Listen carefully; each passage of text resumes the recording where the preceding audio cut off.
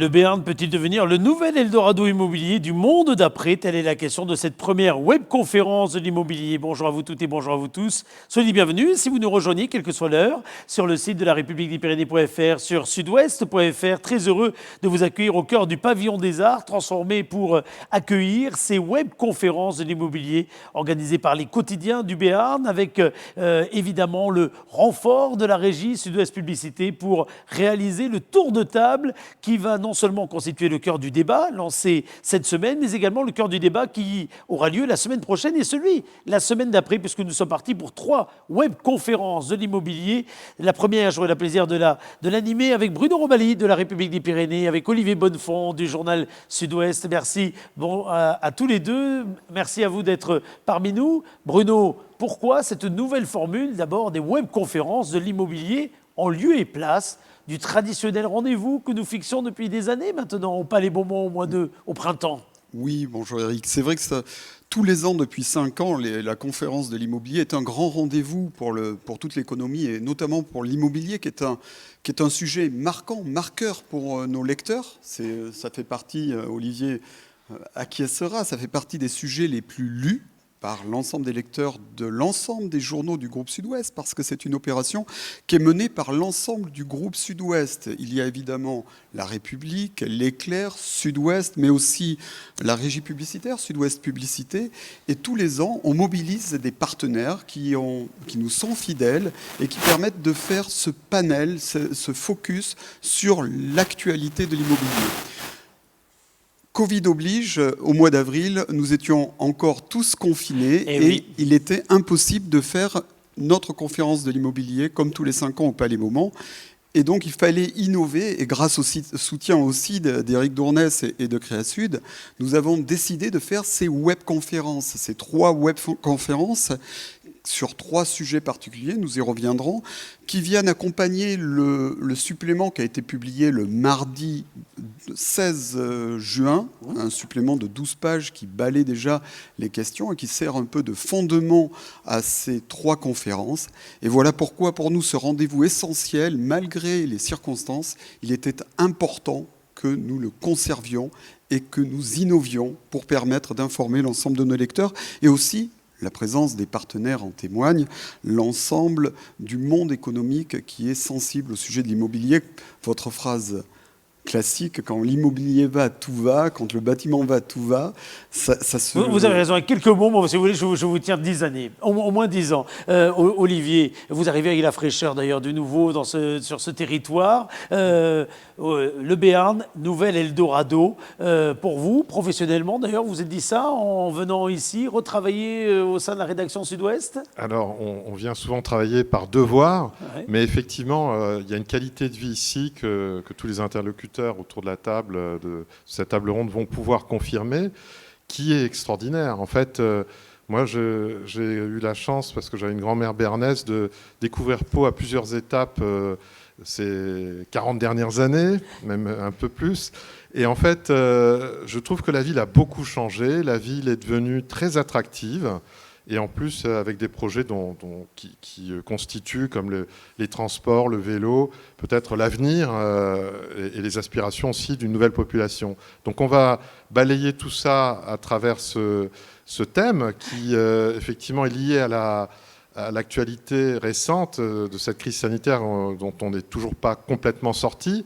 Mais en vérité, je pense que le dynamisme, il est là depuis plus longtemps. Voilà, et ça va être l'occasion de le confirmer et de voir qu'est-ce qui fait cette attractivité, qui fait que finalement Pau même, en quelques jours, est devenue la 2e ville de France la plus attractive pour le télétravail, qui est un thème sur lequel en fait on ne parlait même pas il y a encore quelques mois, ou alors de manière très théorique. Alors on va y revenir parce que justement on va parler de l'immobilier résidentiel, mais également l'immobilier professionnel, commercial, tertiaire, avec l'ensemble des invités qui ont répondu à notre invitation. Nous dialoguerons avec vous, Bertrand Henry, vous êtes le directeur général de PG Immo, et c'est au travers principalement de la marque Square Habitat que l'on connaît l'implication du Crédit Agricole Pyrénées-Gascogne sur le domaine de l'habitat, puisque Square Habitat c'est le réseau des agences immobilières du Crédit Agricole Pyrénées-Gascogne. Square Habitat, c'est aujourd'hui combien d'antennes, combien d'équipes?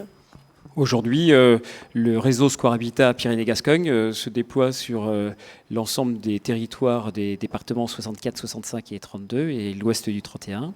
Et nous sommes un peu moins de 300 collaborateurs et nous exerçons des activités de gestion immobilière, transactions et de location. D'abord, comment s'est passée la période du confinement? Ça a bousculé, alors évidemment pour le travail des salariés, on parlera de télétravail tout à l'heure, mais ça a bousculé beaucoup également les habitudes de vos clients, les dossiers qui étaient en attente? Alors bien sûr que sur nos activités commerciales, le confinement a perturbé largement la nature de notre exercice et de nos métiers. Et il a fallu justement se réinventer pendant cette période pour travailler à distance avec nos clients et permettre une avancée de nos opérations et justement de maintenir et de mettre sous pression commerciale l'ensemble de nos activités. Pour nos salariés, eh bien, nous avons dû aussi nous réinventer puisque à l'annonce présidentielle du confinement, nous avons dû mettre en place je vous ai pas dit laquelle, télétravail. Parce qu'il y en a régulièrement. Exactement. Donc je ne vous ai pas dit laquelle. Rappelez-vous, il y avait eu une annonce présidentielle du 12 mars qui nous avait demandé à toutes les entreprises, à l'ensemble des citoyens français de nous confiner et d'organiser les entreprises en mettant en place des méthodes de télétravail, ce que nous avons fait en très très peu de temps. Et on va voir de quelle façon ces méthodes ont bouleversé, Olivier le disait tout à l'heure, peut-être notre quotidien, voire notre futur. La SIAB est représentée par son chef de projet, Emmanuel Maujean. La SIAB est spécialisée dans le montage de projets immobiliers complexes. Elle est chargée, entre autres, de piloter des projets de revitalisation de centres-villes en zone urbaine ou en zone rurale, avec un objectif, celui de contribuer au développement du territoire, de favoriser sa promotion auprès des publics spécifiques, qu'ils soient publics ou privés. Lorsqu'on parle d'Eldorado, Emmanuel Maujean, ce n'est pas peut-être le mot que vous employez, ou tout à fait à l'origine de la SIAB, et pourtant aujourd'hui, est-ce que ce n'est pas finalement un qualificatif qui mérite que l'on se pose la question ? Oui, complètement. On va exactement vers les valeurs que défend la SIAB, mais on n'avait jamais employé ce terme-là. Et on voit bien qu'on va vers un fonctionnement des modes de vie qui demande du temps, de l'espace, et aussi le volet économique est très important.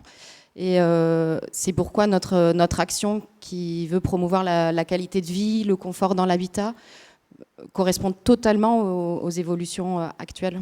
Alors on y reviendra tout à l'heure, il est question de Bruno Robali et d'Olivier. Alors Henri Fourcade, vous êtes là avec, j'ai presque envie de dire plusieurs casquettes, parce que vous faites partie de ces professionnels de l'immobilier qui ont bien sûr beaucoup de questions et beaucoup de réponses aux questions que l'on pose surtout, mais vous êtes également un élu à la Chambre de commerce et d'industrie Pau-Béarn.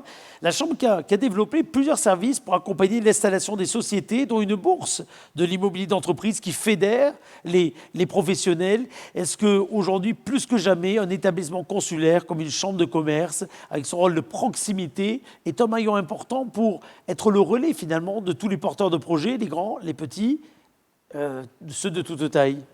C'est effectivement un des maillons essentiels. Alors, une petite rectification, je suis membre associé de la CCI, mais c'est pas bien grave. Hein. Et mais vous représentez bien la CCI, rassurez-moi. Tout à fait. Très bien, vous n'avez pas vu la lumière au pavillon des Arts, vous êtes là pour la CCI, parfait. Du tout. Et je suis spécialisé en immobilier entreprise, en immobilier professionnel. Donc, effectivement, la bourse d'immobilier entreprise est un des maillons essentiels pour accueillir les porteurs de projets de toute taille. Et ça permet de regrouper donc, les différentes offres immobilières professionnelles et d'orienter les porteurs de projets vers justement les locaux les plus appropriés, avec des professionnels qui mettent en avant le territoire, bien évidemment. À côté de vous se trouve Geneviève Puyot, c'est la directrice territoriale pour le département de la Banque des Territoires. En 2016, la direction de la Caisse des dépôts, on s'en souvient, créait une de ces rares antennes départementales dans le 64. Alors, un choix qui s'avère, on peut le dire, payant, puisque le département se distingue aujourd'hui avec plusieurs labels qui sont visés par l'État. Tous ne touchent pas l'immobilier, mais tous touchent en tout cas un pan du dynamisme de ce territoire. Ici, avec l'Université de Pau et des Pays de l'Adour, territoire d'innovation, grandes ambitions pour le département, territoire d'industrie, Lac, Pau, Tarbes. Mais il faut bien dire également que vous intervenez concrètement, directement, dans des opérations qui concernent l'immobilier. Et ça, on ne le sait peut-être pas suffisamment. Oui, et du coup, j'aurais à cœur de vous le rappeler, puisque la Caisse des dépôts, dans sa mission d'intérêt général, au travers de la Banque des territoires, qui est son entité commerciale, qui se veut l'interlocuteur des territoires pour accompagner tous les projets, donc le principal bailleur de fonds, donc le financeur de la construction et de la réhabilitation de logements sociaux. 100 millions d'euros de cet ordre-là sont accordés chaque année aux organismes de logement social du département pour la production et la réhabilitation des logements. Le logement social concerne 70% des ménages français. Et oui, on y reviendra d'ailleurs tout à l'heure dans le questionnement. Et puis à côté de vous, nous avons le directeur de la Fibre 64, Emmanuel Dessiard, qui pilote cette structure tout à fait particulière, ce syndicat mixte, qui a une vocation, une ambition, une commande bien précise, qui aujourd'hui trouve encore plus écho, après la période que nous venons de passer, celle de permettre de relier avec le très haut débit l'ensemble des habitations, des Pyrénées-Atlantiques, des entreprises. Également, le conseil départemental pilote ce projet, mais également les communautés de communes, les communautés d'agglomération associées pour créer ce syndicat mixte. La période qu'on vient de vivre, elle donne une raison très importante à ce choix politique. Impossible aujourd'hui de continuer à vivre sur un territoire s'il est déconnecté du reste du monde. Il est clair que le confinement a été un formidable vecteur de promotion pour le télétravail. Toutes les entreprises ont été contraintes de faire face à cette situation et d'imaginer des dispositions pour continuer à travailler avec des moyens connectés. Et cela renvoie évidemment à la nécessité de disposer sur l'ensemble du territoire, pas seulement dans les centres urbains, dans le périurbain, dans les campagnes, dans les zones de piémont, avoir la possibilité d'accéder au très haut débit sous toutes les formes que ce soit, de façon postée, à la maison, dans un tiers-lieu, mais aussi en mobilité, lorsqu'on se déplace. On va y en reparler dans quelques minutes. Est-ce que la période vous a fait prendre beaucoup de retard sur le déploiement des fibres, de la fibre ? Ça n'a pas accéléré les choses, c'est évident. Pour autant, les travaux ont quand même continué de façon ralentie et pendant le confinement, il y a eu les premiers abonnés qui sont arrivés sur le réseau très haut débit, la fibre 64, THD 64. On y reviendra évidemment tout à l'heure. Je vous en prie, messieurs, il vous revient d'ouvrir le feu des questions. Olivier. Alors, on a décidé d'organiser ça en plusieurs thèmes, et je crois que le premier... Vous avez fait un chifoumi entre vous avez exactement, allez-y, très bien. Donc, le premier, c'est évidemment... pour parler d'Eldorado, le cadre qui nous entoure. Je veux dire, on est dans un endroit extraordinaire qui parle déjà de lui-même. Donc, en fait, on pourrait commencer par lister un peu ces facteurs qui font que Pau a un attrait. Et là, je pense qu'on peut commencer par vous, Emmanuel Maujean, peut-être, parce que vous avez découvert, vous, le patrimoine, justement, dont vous vous occupez. À la fois de la pierre, mais aussi tout ce qui est espace vert, cette ville-jardin. Parlez-nous un petit peu de ce qui fait la spécificité et l'attrait de Pau et du Béarn. C'est vrai que cet aspect ville-jardin et la spécificité de Pau est très marquée quand on regarde le centre-ville, puisque les centres anciens sont souvent très denses, avec très peu d'extérieur, très peu de lumière. Et ici, on a, je crois, 41 mètres carrés d'espace vert par habitant, si on compte uniquement les espaces de la ville. Donc on a aussi du domaine du château, etc. On a un grand paysage, effectivement, on est très bien placé pour le voir et en profiter ici. On peut quand même parcourir les magasins en ayant une vue sur les Pyrénées incroyable. Et on a aussi, du coup, dans l'habitat, une grande forme de confort, puisqu'on a des logements qui peuvent quand même être assez facilement lumineux, spacieux. Spacieux, ça va être un sujet par rapport au télétravail aussi, des vues très agréables, et tout en ayant vraiment tout à proximité. Qui veut continuer à prendre là? Non, c'est pas la défense. Là, c'est carrément, comment dire, vous attendez quoi? Une lettre, oui, exactement, ouais. Exactement. Une lettre d'amour. Qui prend la suite? Bertrand Henry, peut-être. Bertrand Henry. Écoutez, les atouts de Pau sont indéniables. D'une part, le cœur de ville maintenant démontre une très grande attractivité. Il est vrai qu'il y a eu un certain nombre d'élans qui ont permis de relancer cette ville et d'amener un certain nombre d'acquéreurs en matière d'immobilier supplémentaire. Donc ça, c'est le premier point. L'art de vivre aussi est très important. Et dans les infrastructures paloises, les critères de recherche de nos acquéreurs potentiels constituent ces atouts supplémentaires pour permettre à une activation du marché immobilier et permettre justement un nombre de transactions immobilières supplémentaires à ce qu'on avait vécu jusqu'à présent.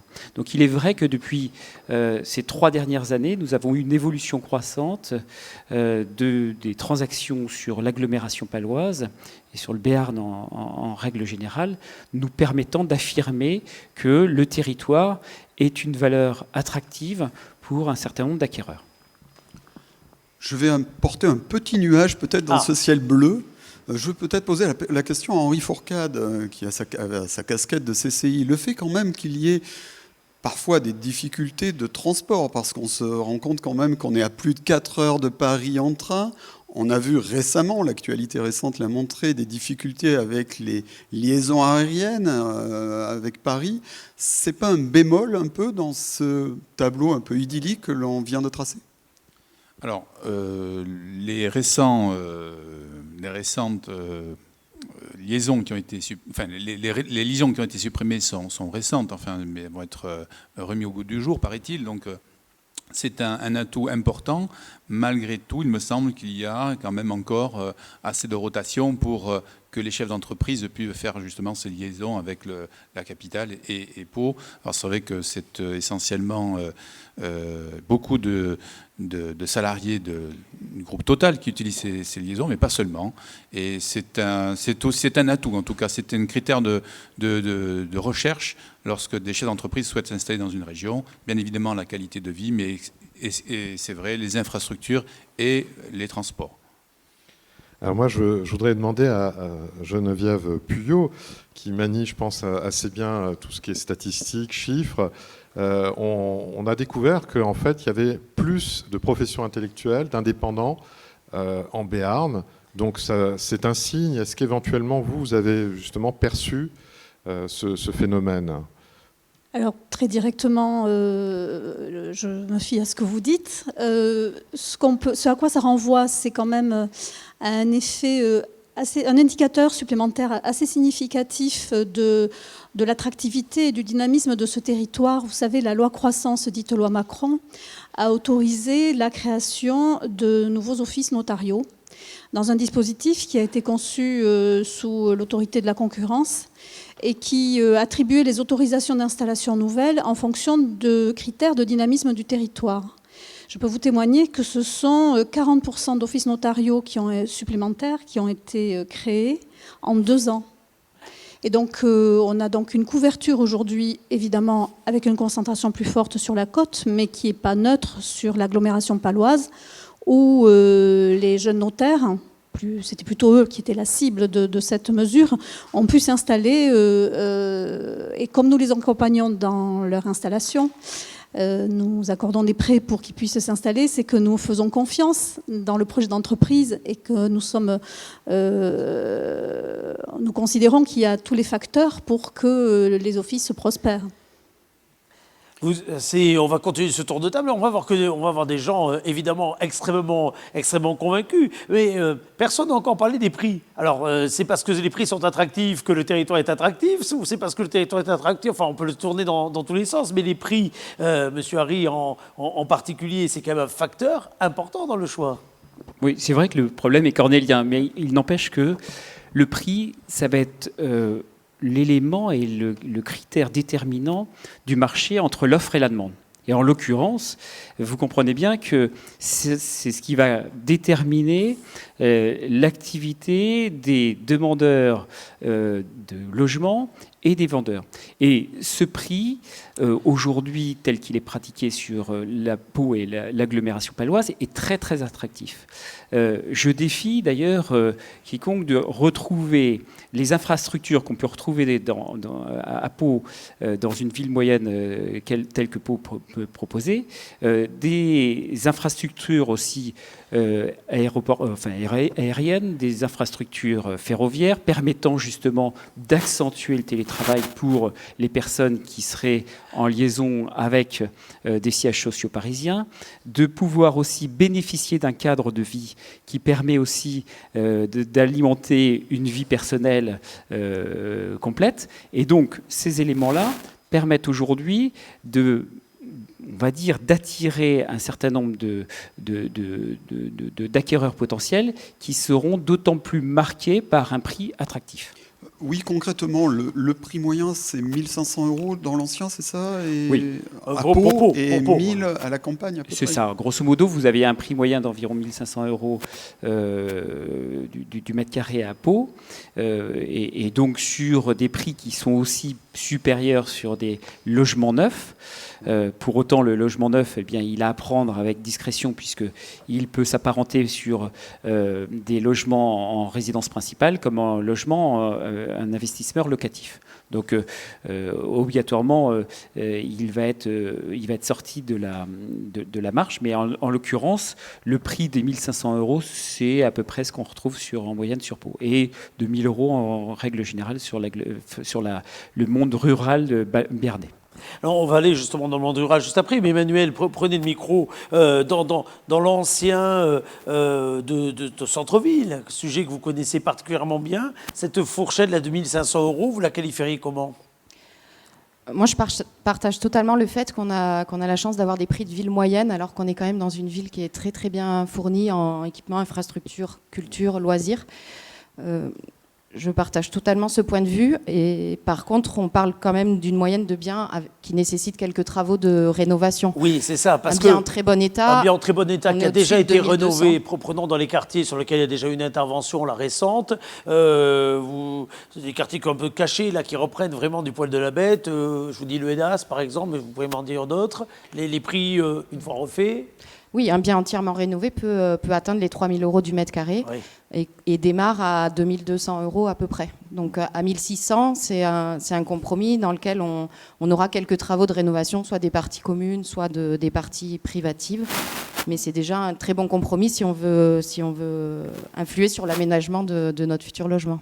À part Pau, Oui, il y a peut-être aussi le prix des biens immobiliers professionnel. Et là, je pense qu'Henri Fourcade, avec son autre casquette de Corp Immobilier, qui est un spécialiste de l'immobilier professionnel, la fourchette de prix, elle se situe de combien à Pau, en Béarn, et notamment par rapport à d'autres agglomérations de la Nouvelle-Aquitaine?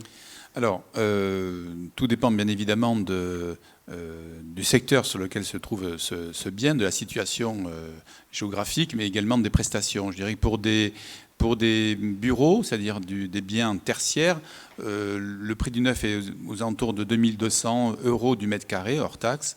On peut trouver des biens de seconde main qui vont avoisiner les 1 800 €, 1 500 €, entre 1 500 et 1 800 €. Puis ensuite, il y a les locaux commerciaux, c'est encore autre chose. Et puis les locaux d'activité, ce sont des locaux mixtes, bureaux plus des locaux industriels, qui, en seconde main, se retrouvent aux alentours de 800 €. Et les locaux commerciaux, tout dépend effectivement des facteurs de commercialité. C'est assez difficile à dire comme ça, à donner un prix. Olivier. Moi, je voulais peut-être demander à nos spécialistes quels sont les biens aujourd'hui les plus prisés. Parce qu'on est en France, on sait très bien que la maison avec jardin à la côte. Et là, durant cette période, je pense qu'il y a eu beaucoup de gens qui rêvaient d'être dans une maison avec jardin. Donc, expliquez-nous un petit peu comment le hit parade des biens les plus prisés, peut-être Bertrand Harry, pour commencer, puis après Emmanuel Maujean. Alors oui, les critères de recherche ont évolué depuis la période de confinement.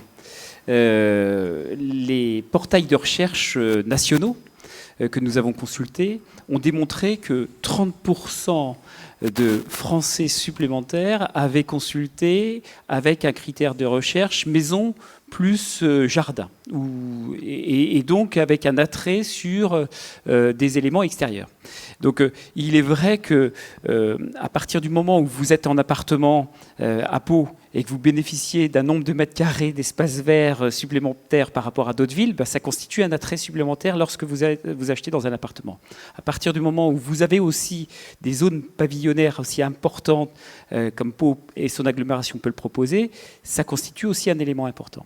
Donc cet atout permet aujourd'hui, à des prix très compétitifs comme on vient de le voir, de constituer une très bonne base de recherche pour des personnes qui veulent évoluer et en fonction de leur moment de vie et de leur évolution familiale, donc vers de nouveaux biens, et deuxièmement d'attirer une population qui vient d'une autre région, qui vient d'autres régions de la région paloise.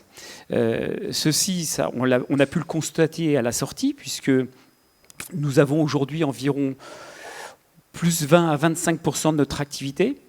Alors ça, comment on pourrait le constater? On peut le constater d'une part par ce qu'on appelle un rebond technique. Le rebond technique, c'est en fait compenser premièrement l'activité qui ne s'est pas opérée pendant la période de confinement, et deuxièmement par une dynamique importante sur les populations de primo-accédants, sur les populations de personnes qui souhaitent bénéficier de taux encore de crédit attractifs.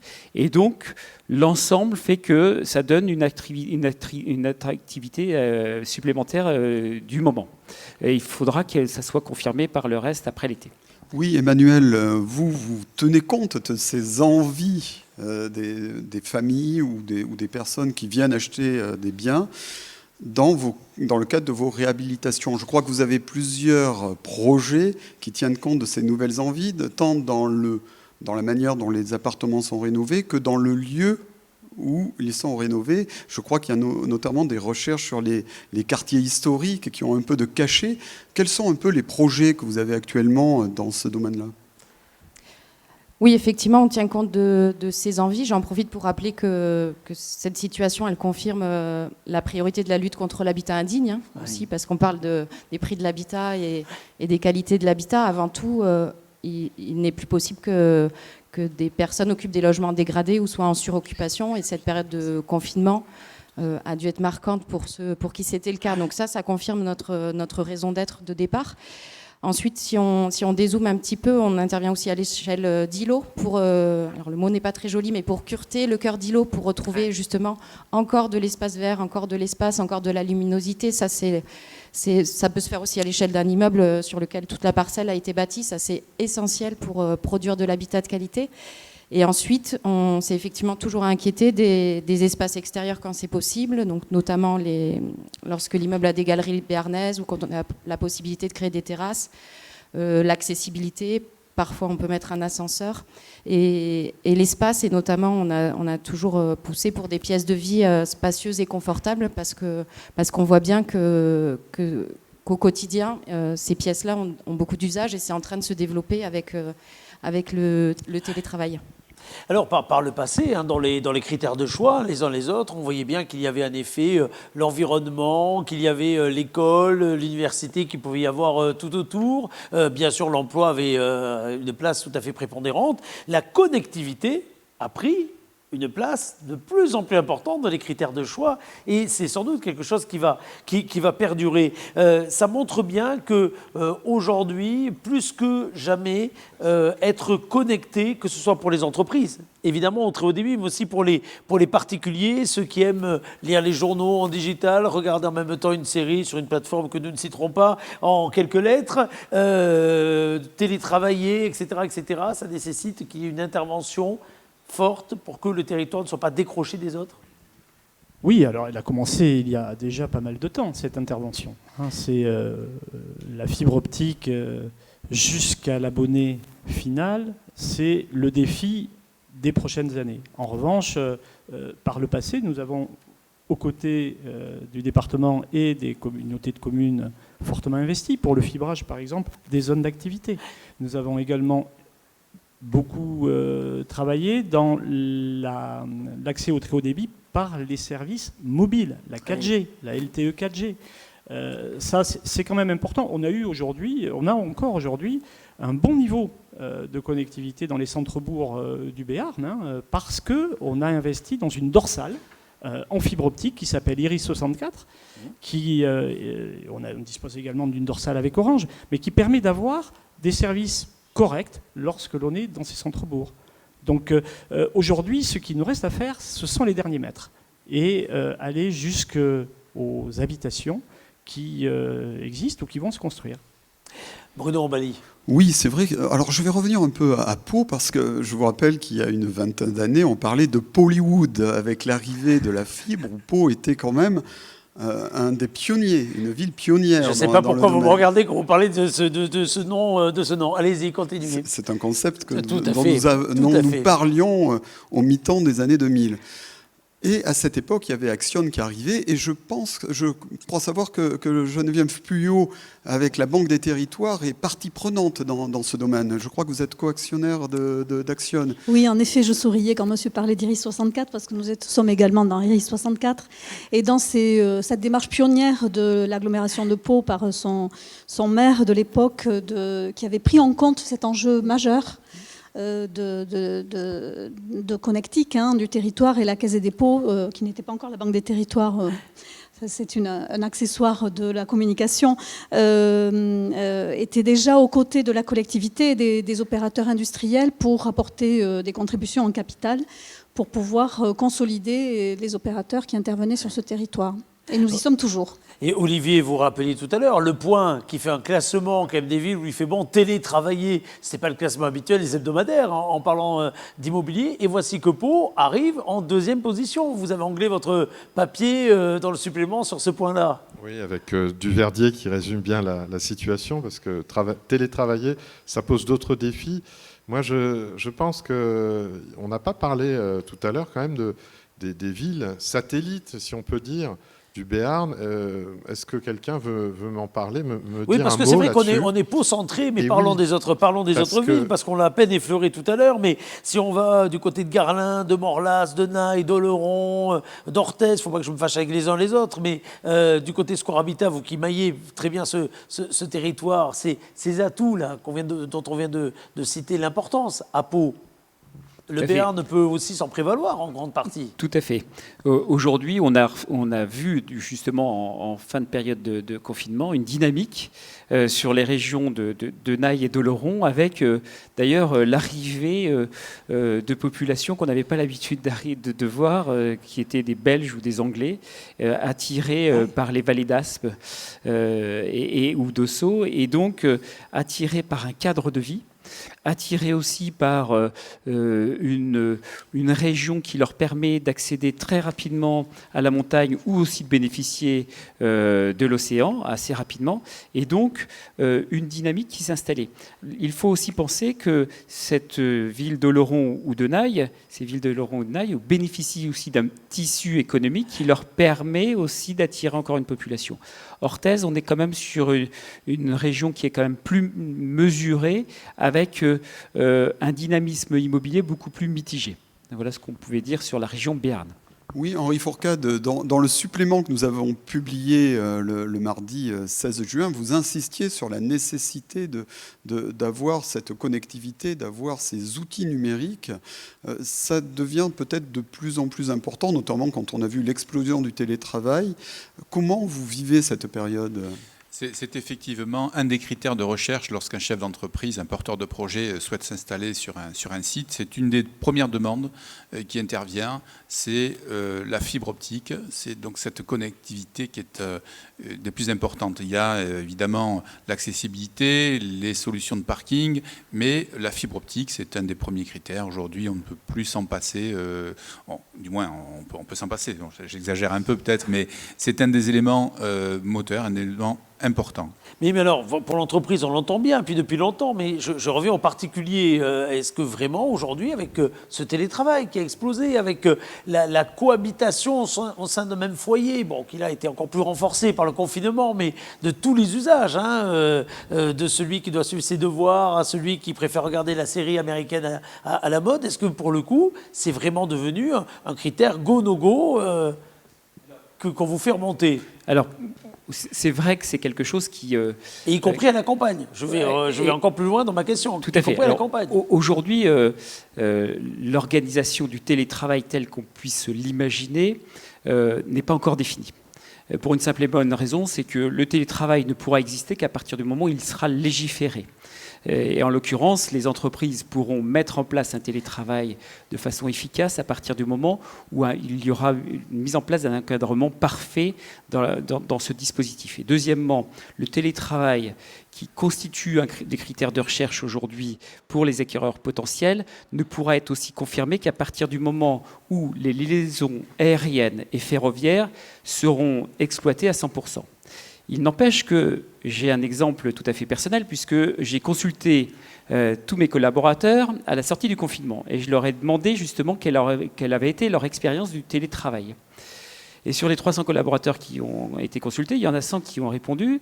Et c'est marrant parce qu'il y a, pour la plupart des collaborateurs, qui jugeaient que la liaison justement téléphonique et à distance constituait un élément essentiel dans la qualité du télétravail. Donc c'est vrai que la fibre 64 a vraiment quelque chose à jouer, puisque ce télétravail, il pourra être opéré à partir du moment où nous aurons une très bonne liaison à distance et de qualité permettant une productivité pour les entreprises et de retrouver justement une dynamique commerciale et une rentabilité qui soit au même niveau que lorsque le télétravail n'existe pas.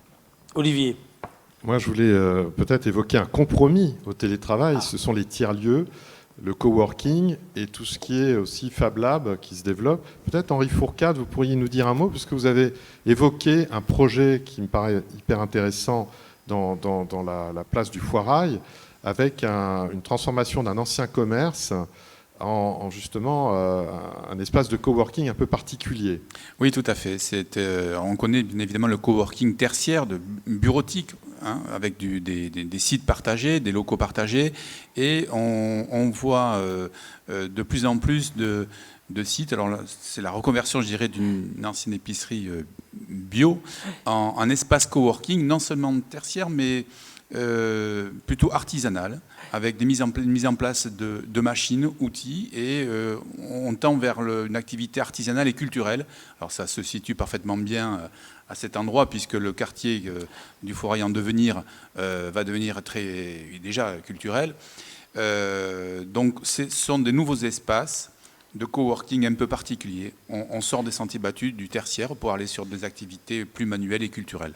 Remarquez, au Foirail, ça fait des années que les antiquaires avaient appris à coworker. Bruno Robali. Oui, on parle du dynamisme des territoires. Et je sais que Geneviève Puyot est incollable sur les divers labels, parce que je crois qu'il y a pléthore de labels sur notre territoire. Et surtout, donc, nous présenter ces labels, mais je voudrais savoir qu'est-ce qu'on peut en faire de ces labels et comment on valorise ces labels concrètement. Alors ces labels, ils sont obtenus parce qu'il y avait des projets. Et parce qu'il y avait une volonté des porteurs de ces territoires-là de faire valoir une dynamique du territoire et qui les rendait légitimes pour obtenir le label. C'est plutôt dans cet ordre-là que les choses se sont passées. De fait, l'État a labellisé un certain nombre de dispositifs un peu à répétition ces derniers mois même, plus que dernières années. Éric Dournès les a cités, et pour ce qui nous concerne, on est embarqué dans le territoire d'innovation ex-TIGA, territoire d'innovation et de grande ambition, dont le département a assuré le leadership, qui a été le travail assez remarquable de transversalité qui correspond quand même à une évolution culturelle très forte, entre un rapprochement donc d'une maîtrise d'ouvrage public, mais très fortement nourri des initiatives des privés dans tous les domaines possibles qui font le territoire de la montagne, donc des agriculteurs, des éleveurs, des cultivateurs de lin, puisqu'il y a un projet de réintroduction du lin béarnais, donc de la création de nouvelles filières qui aillent du numérique, de la plus haute technologie au faire-valoir de la production d'énergie par le recyclage et la méthanisation des déchets des fermes. On a envoyé des choses qui n'ont rien à voir, des morceaux d'un puzzle qui traduisent aussi toute la potentialité et la richesse de ce département. Donc nous, à cet égard, on est là pour apporter des cofinancements en subvention en ingénierie, c'est-à-dire pour ces projets matures et deviennent complètement opérationnels et fassent les démonstrations de leur modèle économique. Ça aussi, une notion très importante dans la prise en compte de cette transversalité partenariale du fait qu'il y a projet s'il y a modèle économique, et ce n'est pas un gros mot. loin de là.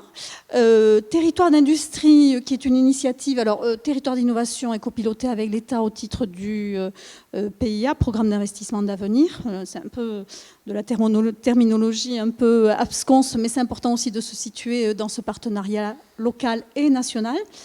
Territoire d'industrie est aussi une initiative, je pense, qui prend toute son acuité particulière quand on voit que, je pense très conjoncturellement, certaines filières aujourd'hui sont un peu mises à mal, je pense en particulier à l'aéronautique. Mais en tout cas, il y a ici, alors pour le territoire qui nous concerne, Lac-Potard, aussi la spécificité du fait que nous sommes dans un territoire interrégional, donc un partenariat avec les Bigourdans. En soi, déjà, c'est quelque chose. Et le département est lui-même assez remarquable puisqu'il y a 2 territoires labellisés territoires d'industrie. Le Pays Basque l'est également. Donc là, pour illustrer ce que nous y faisons, on accompagne ce qui a émergé avec le bus à haut niveau de service qui utilise l'hydrogène pour sa mobilité. Accessoirement, nous avons financé avec un prêt de 20 millions d'euros le BHNS de Pau, pour vous dire qu'on est vraiment extrêmement impliqué dans tous les projets portés par ce territoire qui a une vraie dynamique. Et donc cette réflexion sur le développement d'une filière de l'hydrogène vert est également aujourd'hui approfondie, présente toutes les potentialités de structuration et d'un modèle économique. Donc on est là aussi au soutien de ce dispositif-là. On parlait de centralité et on a des liens aussi très forts avec la SIAB, puisque 2 villes dans le département sont labellisées Action Cœur de Ville, qui est un peu le couronnement des initiatives antérieures de toutes les actions de requalification des centres-villes. Pau en avait bien besoin, on n'est pas au bout du compte. Mais la démarche va s'élargir en plus à des communes de l'agglomération paloise. On va se déconcentrer, je dis le « on » pour nous, pour le « nous » collectif avec la collectivité, sur certaines d'autres communes de l'agglomération paloise. On attend aussi avec impatience la stabilisation du programme Petite Ville de demain. Vous citiez les autres villes du Béarn ou du département qui présentent aussi des gros enjeux de requalification. Absolument. Complètement en lien avec tout ce qu'on vient de dire, c'est-à-dire s'il y a la fibre, s'il y a l'accès facilité, s'il y a un train, une route, tout ça contribue aussi à l'attractivité de ces territoires et on est convaincu qu'il faut aller vers des collectivités, des communes plus petites que celles qui ont été labellisées cœur de ville. Est-ce que j'ai tout dit? Sûrement pas, mais je pourrais encore continuer. Vous pourrez continuer parce qu'il y en a beaucoup des labels. Bruno Romanet. Oui, mais justement, on va passer à une autre acrobate des acronymes, à Emmanuel Mongeant, qui maîtrise bien, mais pour le cœur de Pau, là, l'ensemble de ces labels qui permet de faire naître et d'accompagner des projets. Peut-être en citer quelques exemples concrets que l'on peut voir en marchant dans les rues de Pau. Alors effectivement, on a plusieurs labels. Ce qu'on voit, c'est qu'ils vont dans le sens du plurifonctionnel. On ne pense plus l'habitat seul de façon isolée. Il faut penser à l'environnement, au sens, au patrimoine. Le projet des Halles, concrètement, a aussi fait l'objet d'un financement de la Banque des Territoires grâce à Centre-Ville de demain, si je me rappelle bien, comme label. Là, on est sur des circuits courts, de l'alimentaire, donc on donne aussi du sens, du lien social, du développement durable. Et ces labels, ils viennent financer très concrètement de l'habitat. On a un projet qui a été inauguré en décembre de l'année dernière avec Habitelem, donc du logement social dans le quartier du 14 juillet. Qui sans financement élevé, notamment d'Action Logement, aurait eu du mal à aboutir, puisque les travaux étaient quand même très importants. Donc on a, grâce à ces labels, une action qui est coordonnée et qui est multi-sujet. On peut plus penser le parking tout seul, l'habitat tout seul, et on voit bien que des sociétés comme Indigo ont créé un concept de parking du futur, parce qu'il aura plusieurs usages en fonction des niveaux. Et on parle aussi de ville du quart d'heure, c'est-à-dire c'est ville du quart d'heure. Carlos Moreno, que j'ai découvert vendredi, qui parle de ville du quart d'heure. Il y a des grandes villes qui se lancent dedans. Bon, certaines partent sur 20 minutes, mais d'avoir tout à proximité. Et ça marche pour le centre-ville de Pau, mais ça marche pour les centres-bourgs, ça marche pour tout le maillage du territoire. Et effectivement, notre savoir-faire, il va se déployer sur des centres-bourgs de l'agglomération et peut-être demain sur d'autres petites communes. Dans ce territoire, le quart d'heure bernin a toute une signification. Exactement. Vous imaginez ce que ça peut donner. Olivier. Moi, je voudrais qu'on aborde maintenant un peu la typologie des acheteurs, savoir d'où ils viennent, ces personnes en quête d'Eldorado, au Béarn. Est-ce que vous avez... Vous avez déjà toutes les mutations du groupe Sud-Ouest, hein, regardez déjà. Oui. Allez-y. Non, mais est-ce qu'ils sont différents des autres régions? Quelle est la proportion de retraités, peut-être Et puis on va voir aussi pour les entreprises, après, celles qui viennent s'installer. Alors on commence peut-être par Bertrand Henry, pour voir la grosse typologie, enfin brosser un petit peu en quelques secondes. Une tendance. Une tendance, donc, en matière d'immobilier résidentiel, le Béarn et a fortiori l'agglomération paloise attire environ une 10-15% de retraités ou de pré-retraités encore actifs, et donc qui sont attirés par un art de vivre qui vont continuer au moment de leur retraite, justement. Donc ces personnes sont issues de mouvements intra-régionaux ou viennent d'autres régions beaucoup plus lointaines pour se retrouver vers des regroupements familiaux et bénéficier justement de leur proximité avec leurs enfants et petits-enfants. Ça, c'est une première partie. La deuxième phase, ce sont des primo-accédants aussi qui viennent sur le territoire et qui veulent bénéficier de l'effet prix et du tissu économique pour s'installer dans la région. Troisième catégorie, on a aussi et ça c'est assez naissant, ce sont des catégories de personnes qui sont des professions indépendantes ou libérales qui veulent s'installer sur la région paloise et qui viennent de régions ultra-citadines et qui veulent trouver à la fois un équilibre personnel et professionnel en bénéficiant justement de ce que peut proposer la région béarnaise. Y a-t-il des investisseurs aussi qui arrivent en Béarn, Emmanuel, par exemple? Effectivement, dans le centre-ville, la proportion d'investisseurs d'une manière globale, elle a énormément augmenté ces dernières années. Et on constate effectivement des investisseurs qui se tournaient plutôt vers les très grandes villes et qui viennent à Pau parce qu'ils trouvent que la rentabilité est très bonne. Donc c'est vraiment un sujet qui se développe et le centre-ville abrite notamment beaucoup de population jeune. Donc il y a un marché locatif qui est quand même assez dynamique.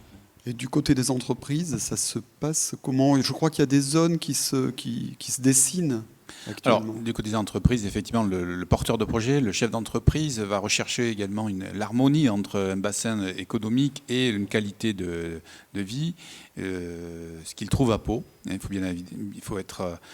bien le souligner. La Chambre de commerce accompagne justement les porteurs de projets. Il arrive même que l'on fasse un tour de région, un tour de ville, et de manière à mettre en avant les atouts du Béarn et de la ville. Et c'est effectivement déterminant. Les investisseurs, bien évidemment, on a rencontré récemment une société qui s'est déplacée de Tarbes à Pau, qui a investi dans des locaux sur la zone de Berlane. Voilà, donc il y a effectivement des gens qui souhaitent investir sur le secteur palois.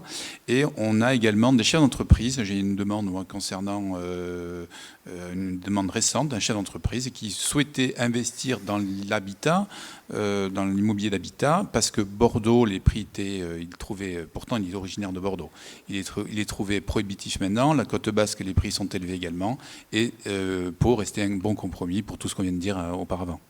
Oui, Emmanuel Dincior, il pousse aussi la porte du conseil départemental pour voir ce qui se passe au niveau de l'aménagement du territoire? Oui, en effet, il y a des appels du pied, oui. La question de l'immobilier en entreprise, elle est posée, c'est évident. La fibre, c'est un vecteur d'équité. C'est un vecteur d'équité en termes de performance, c'est un vecteur d'équité en termes de coûts. Et effectivement, c'est l'un des enjeux qui pèse sur l'aménagement numérique dans les Pyrénées-Atlantiques. Alors on va aller à la dernière partie de cette table ronde. Je le rappelle, elle sera suivie la semaine prochaine, mais encore la semaine suivante, d'autres angles pour traiter de l'avenir de l'immobilier. Je vous laisse tous les deux aborder la dernière question. Alors on va aborder effectivement maintenant peut-être les perspectives, savoir un petit peu finalement on a parlé du télétravail, des nouvelles formes d'organisation. Mais comment vous voyez aussi la transformation peut-être du commerce qui est un des secteurs très très importants et en pleine mutation. Et donc peut-être on peut commencer par là, puisque c'est une des données à Pau qui, avec des projets structurants comme les Halles, qui contribuent à ce côté Eldorado, puisque autour des Halles maintenant ça vit, il y a beaucoup de gens qui viennent manger, etc. Mais il y a aussi quand même des zones de friche et tout le monde ne sera peut-être pas gagnant. Henri Fourcade, pas de vacances dans la réponse. Allez-y. Oui, alors, friche, oui, on va plutôt parler, plutôt que de friche, on va parler de vacances de cellules commerciales. J'ai vu que vous avez titré il n'y a pas très longtemps, justement, à propos d'une guéguerre de la vacance commerciale. Bon, on ne va pas revenir là-dessus, mais il y a autour des Halles, il n'y a pratiquement plus, ou il n'y a plus de commerce libre, de cellules vides. Effectivement, il y a une demande importante autour de ce projet, autour du projet des Halles. Il y a une demande importante d'activité, enfin d'acquisition ou de location de ces locaux. Et je crois que ça bénéficie également au secteur de l'habitat, puisque beaucoup ont cherché maintenant à se loger autour des Halles. Quoi vous dire de plus? Ça veut dire qu'on a parlé tout à l'heure du boom du digital, donc également du commerce électronique, puis on l'a vu encore durant cette période-là, mais ce n'est pas incompatible avec du commerce de proximité, ce n'est pas incompatible avec une forme de commerce, on l'a vu d'ailleurs avec ceux qui se sont organisés, à la fois dans les circuits courts pour les hommes, mais également dans un tas de commerces de services. Longtemps on a opposé les deux. Là, on est en train de voir que peut-être il y a de la place pour les deux. Il y a de la place pour les deux. Aujourd'hui, le commerçant a tout intérêt, effectivement, à ne plus être que physique, mais également connecté ou hyper connecté. C'était très important pendant cette période-là. D'ailleurs, certains ont pu sortir du lot ou de quelques difficultés, puisqu'il faut bien l'avouer, grâce à cette hyperconnectivité. Ça a permis de garder le lien aussi avec les clients, et c'est très important. Parce que ça veut dire que dans les centres-villes, dans les centres-bourgs, etc., la bataille de l'attractivité, elle passe par un ensemble de facteurs, parce qu'on l'a vu tout à l'heure au travers de cette énumération de labels, mais on aurait pu commencer également par énumérer finalement les qualités du commerce de proximité, additionner à tout ce qui est la gestion du patrimoine. Aujourd'hui, on voit bien finalement qu'il n'y a pas une porte d'entrée pour traiter cette question, mais que c'est une globalité dans le sens le plus noble peut-être de ce qu'est la politique d'une ville. Exactement. Ou d'un territoire d'ailleurs. Oui. Aujourd'hui, on voit bien qu'on doit cumuler qualité de vie, confort et sens. Et dans le sens, il y a le lien social, le développement durable, les circuits courts, des concepts nouveaux comme celui dont on parlait au Foirail. C'est notamment des personnes de grandes villes d'ailleurs qui nous apportent le concept et qui viennent chercher la qualité de vie. Donc on doit effectivement prendre toutes ces entrées pour trouver une sorte d'écosystème en fait qui est attractif pour tout un tas de raisons et où il fait bon vivre. Et je crois que c'est ça qu'on a dans notre territoire et en particulier aussi au centre-ville de Pau. Oui, on voit que cette crise est une forme d'accélérateur de mutation. Comment les institutions que vous représentez, je vais peut-être poser la question à Geneviève Puot, va suivre ce rythme? Parce que des projets mettent parfois plusieurs années à mûrir. Comment on va arriver quand même à suivre le rythme impulsé par cette crise que nous avons vécue? J'espère que nous ne sommes pas suivistes et j'espère que nous sommes dans la dynamique d'anticipation. Cette réflexion sur l'évolution des pieds d'immeubles de centre-ville et l'évolution des usages commerciaux qui est au cœur de cette discussion-là est étudiée de longue date. Elle renvoie donc effectivement aux attentes et la typologie de l'offre commerciale qui doit se distinguer de ce qui est offert sur le net ou de ce qui est offert en périphérie. Donc il y a sans doute une réflexion à conduire sur la redéfinition de quel type de consommation, quel objet, qu'est-ce qu'on trouve dans les éléments que Emmanuel souligne comme étant ce qui fait sens. Je demeure, je vis, j'habite, au-delà du logement. Donc quel est l'usage que je trouve, quel confort je trouve à être là où je vis.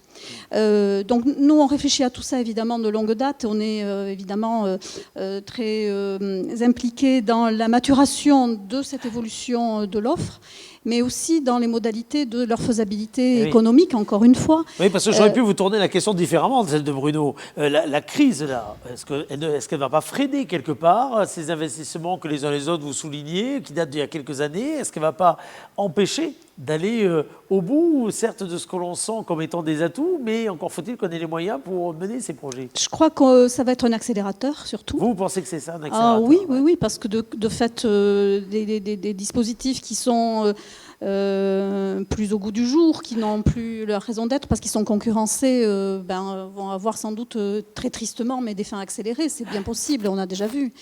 Donc nous, on est déjà dans l'accompagnement du constat, déjà de l'analyse de ce qui se passe et pourquoi ça se passe.